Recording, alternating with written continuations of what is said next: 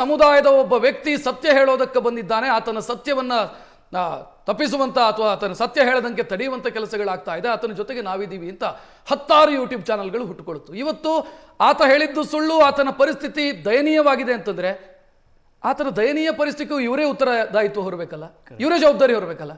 ಅದಾಗ್ತಾನೆ ಇಲ್ಲ, ತಾವು ಹಾಯಾಗಿದ್ದಾರೆ. ಇಲ್ಲ ಅಂದರೆ ಅವರಿಗೆಲ್ಲ ಉದ್ದೇಶ ಇದ್ದದ್ದು ನಿಜವಾದ ಉದ್ದೇಶ ಅದಲ್ಲ. ಅವರಿಗೆ ಆ ಥರ ಬಿಂಬಿಸಬೇಕಿತ್ತು ಸಮಾಜವನ್ನು, ಈ ವ್ಯವಸ್ಥೆಯಲ್ಲಿ ಒಂದು ವರ್ಗವನ್ನು ಧರ್ಮಸ್ಥಳದ ವಿರುದ್ಧ ಎತ್ತು ಕಟ್ಟಬೇಕಿತ್ತು. ಆ ಸಂದರ್ಭದಲ್ಲಿ ಕೋಲಾರದಿಂದ ಒಬ್ಬ ಬಂದುಬಿಟ್ಟು ನಾನು ನೋಡಿದೆ, ಅದು ನೋಡಿದೆ, ನನ್ನ ಹತ್ರ ಡಾಕ್ಯುಮೆಂಟ್ ಇದೆ, ಫ್ಲೈಟಲ್ಲಿ ಹೋಗಿದ್ದು ಗೊತ್ತಿದೆ ನನಗಂತೆಲ್ಲ ಹೇಳ್ದ.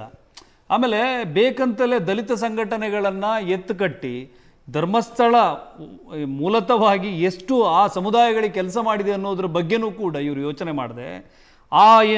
ಇದನ್ನು ಪರಂಪರೆನೇ ಕಟ್ ಮಾಡಬೇಕನ್ನೋ ಉದ್ದೇಶ ಇಟ್ಕೊಂಡು ಧರ್ಮಸ್ಥಳದವರೇನೋ ದಲಿತರ ವಿರುದ್ಧ ಇದ್ದಾರೆ ಅನ್ನೋ ರೀತಿ ಬಿಂಬಿಸುವಂಥ ಕೆಲಸಗಳನ್ನು ಮಾಡಿದರು. ಇವನನ್ನು ಒಂದು ನೆಪವಾಗಿರಿಸ್ಕೊಂಡು ಯಾರು ಚಿನ್ನಯ್ಯನನ್ನು, ಇವತ್ತು ಚಿನ್ನಯ್ಯನ ಹೆಂಡತಿ ಗೊಳೋ ಅಂತ ಅಳ್ತಾ ಇದ್ದಾಳೆ. ಚಿನ್ನಯ್ಯನ ತಂಗಿ ಕಣ್ಣೀರು ಹಾಕಿ ನನ್ನ ಅಣ್ಣನನ್ನು ಕರ್ಕೊಂಡು ಬರ್ರು ಅಂತ ಹೇಳ್ತೀನಿ, ನಾನು ಉಳಿಸ್ಕೊಡಿ ಅಂತ ಹೇಳ್ತಿದ್ದಾರೆ. SIT ಇರೋ ಕಾರಣಕ್ಕೆ ನಮ್ಮ ಕುಟುಂಬದವರೊಬ್ಬರು ಬದುಕಿದ್ದಾರೆ. ಚಿನ್ನಯ್ಯ ಬದುಕಿರ್ಲಿಕ್ಕೆ ಕಾರಣನೇ SIT ಅಂತೇಳಿ ರತ್ನ ಕಣ್ಣೀರು ಹಾಕ್ತಾ ಇದ್ದಾಳೆ. ಇವತ್ತು ಇವರೆಲ್ಲ ಬಾಯಿಗೇನು ಮೆಟ್ಟು ತುಂಬಿಕೊಂಡಿದ್ದಾರಾ? ಇವ್ರಿಗೆ ಮಾತಾಡೋಕ್ಕಾಗಲ್ವಾ? ಇವರ ಏನು ತಳವರ್ಗದ ಸಮುದಾಯದ ಪರವಾಗಿರುವಂಥ ಇವರ ಅಂತಃಕರುಣ ಏನಾಯ್ತು? ಇವತ್ತು ಇವರಿಗೆ ಮಾತಾಡೋಕ್ಕಾಗ್ತಾ ಇಲ್ವ? ಇವತ್ತು ಯಾವ ಚಾನಲ್ನವರು ಈಗ ಧ್ವನಿ ಧೈರ್ಯ ತುಂಬೋದು, ಒಬ್ಬ ತುಳಿತಕ್ಕೊಳಗಾದ ಸಮುದಾಯದ ವ್ಯಕ್ತಿ ಸತ್ಯ ಹೇಳೋದಕ್ಕೆ ಹೊರಟಾಗ ಧ್ವನಿ ಧೈರ್ಯ ತುಂಬೋದು ಕರೆಕ್ಟು, ಅದ್ರಲ್ಲಿ ನನ್ನ ಮಾತನಾಡಲ್ಲ. ಬಟ್ ಆತನನ್ನ ತನ್ನ ದುರುದ್ದೇಶಕ್ಕೆ ಬಳಸಿಕೊಳ್ಳೋದು ಮಹಾ ಅಪರಾಧ. ಅದನ್ನೇ ಮಾಡಿರೋದಿಲ್ಲ. ಈಗ ಅದೇ ಇವರೇನು ಪ್ರತಿಪಾದನೆ ಮಾಡ್ಕೊಂಡು ಬಂದ್ರಲ್ಲ, ಅದೇ ವರ್ಗದ ವ್ಯಕ್ತಿಯ ಅವನ ಬದುಕಿನ ನೆಮ್ಮದಿಗೆ ಕೊಳ್ಳಿ ಇಟ್ಟ ಇವರ ವಿರುದ್ಧ ಇವರ ಕ್ರಮ ಏನು? ಕರೆಕ್ಟ್. ಏನು ಮಾತಾಡ್ತಾ ಇದ್ದಾರೆ? ಒಬ್ಬ ತಳವರ್ಗದ ಸಮುದಾಯದ ವ್ಯಕ್ತಿಯ ಅಮಾಯಕನನ್ನ ಆಮಿಷ ಒಡ್ಡಿ ಅವನನ್ನು ದಾರಿ ತಪ್ಪಿಸಿ ವಿನಾಕಾರಣ ಜೈಲಲ್ಲಿ ಕೊಳೆಯೋ ಹಾಗೆ ಮಾಡಿದ್ರಲ್ಲ, ಅವರ ವಿರುದ್ಧ ಇವ್ರು ತಗೊಳ್ಳೋ ಕ್ರಮ ಏನು? ಯಾರು ಮಾತಾಡ್ತಾ ಇಲ್ಲ.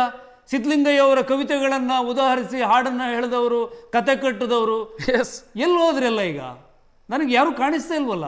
ಇವರಿಗೇನು ಮುಖ ಇಲ್ವಾ? ಮುಖೇಡಿಗಳ ಇವರು ಅನ್ನೋದು ನನ್ನ ಪ್ರಶ್ನೆ. ಸುಜಾತ ಭಟ್ರಿ, ಏನು ಹೇಳ್ತೀರಿ? ಬಹುಶಃ ನಿಮಗೂ ಇಂಥದೇ ಸ್ಥಿತಿ ಬರ್ತಿತ್ತೇನೋ, ಬದುಕಿದ್ರಿ ನೀವು, ಬಚಾವಾದ್ರಿ. ಹೌದು, ನನಗೆ ಇದೇ ಪರಿಸ್ಥಿತಿ ಬರ್ತಿತ್ತು. SIT ಅವರು ಹೇಳಿದರು ನನಗೆ, ನಾನೇನಾದರೂ ದುಡ್ಡು ತಗೊಂಡಿದ್ದೇ ಹೌದಾಗಿದ್ದರೆ ನಾನು ಸೇಮ್ ಚಿನ್ನಯ್ಯನ ಪರಿಸ್ಥಿತಿಯೂ ನನಗೆ ಬರ್ತಿತ್ತು. ಪುಣ್ಯಕ್ಕೆ ನಾನು ಆ ಒಂದು ವಿಚಾರದಲ್ಲಿ ನಾನು ಬಚಾವಾಗಿದ್ದೀನಿ.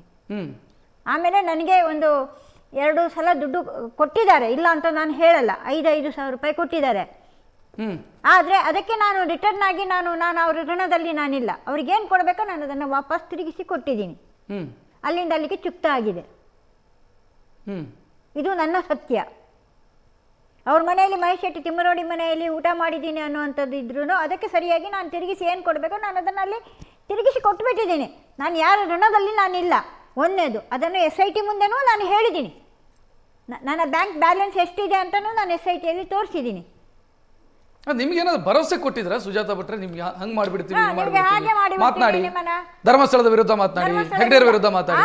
ನಾನು ದೂರಲ್ಲಿ ಇದು ಮಾಡುವಾಗಲೂ ನಾನು ಕ್ವಶನ್ ಹಾಕಿದೆ, ಯಾಕೆ ಹರ್ಷೇಂದ್ರ ಜೈನ್ ಅವರ ಹೆಸರನ್ನು ಹಾಕ್ತಿದ್ದೀರಾ ಅಂತ ಕೇಳಿದಕ್ಕೆ, ಅದೆಲ್ಲ ನೀವು ಮಾತಾಡಬೇಡಿ, ಅದಿರಲಿ. ಇದೇ ಗಿರೀಶ್ ಮಟ್ಟಣ್ಣ ಹೇಳಿದ್ದಾರೆ, ಅವರದ್ದು ಏನಾದರೂ ಇದ್ರೆ, ಅವರು ಹರ್ಷೇಂದ್ರ ಜೈನ್ ಅನ್ನಾದರೂ ಇದು ಮಾಡ್ಕೊಂಡ್ರೆ, ಅವರದ್ದು ಏನಾದರೂ ಇದ್ರೆ ನಮ್ಮನ್ನ ಯಾಕೆ ಇದು ಮಾಡಬೇಕು? ನಾನು ಕೇಳೋದು ಧರ್ಮಸ್ಥಳ ಅವರಿಗೆ ಏನು ಗೊತ್ತಾ? ಇವತ್ತು ನಾನು ಸ್ಪಷ್ಟವಾಗಿ ಹೇಳ್ತಾ ಇದ್ದೀನಿ, ಅವರು ಧರ್ಮಸ್ಥಳವನ್ನು ಇದಕ್ಕೆ ಮುಜರಾಯಿ ಇಲಾಖೆಗೆ ಹಾಕಬೇಕನ್ನುವಂಥ ಒಂದು ಇದಿದೆ ಅವ್ರ ಹತ್ರ. ಇಲ್ಲ ಅಂತ ಹೇಳಿದರೆ ಅವರ ಸುಪರ್ದಿಗೆ ಹಿಂದೂ ಇದು ಅಂತ ಹೇಳ್ಕೊಂಡು ಅವರೊಂದು ಸಪ್ರೇಟ್ ಒಂದು ಇದು ಮಾಡಿಕೊಂಡು ಅವರೇ ಇದಕ್ಕೆ ತಗೊಳ್ಬೇಕನ್ನುವಂಥ ಉದ್ದೇಶ ಇದೆ. ಅವರಿಗೆ ನ್ಯಾಯ ಬೇಕಾಗಿಲ್ಲ, ಇಲ್ಲಿ ಸೌಜನ್ಯದ ನ್ಯಾಯ ಬೇಕಾಗಿಲ್ಲ.